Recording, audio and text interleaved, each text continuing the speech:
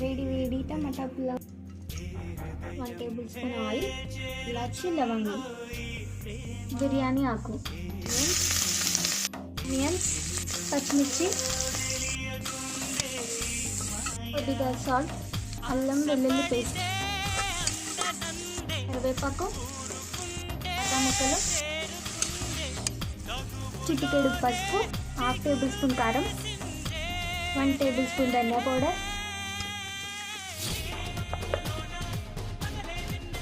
టమాటా paste వేసుకోవాలి. పచ్చివాసన పోయే వరకు మగ్గించుకోవాలి. Garam masala, 2 cups rice, 3 cups water, కొత్తిమీర,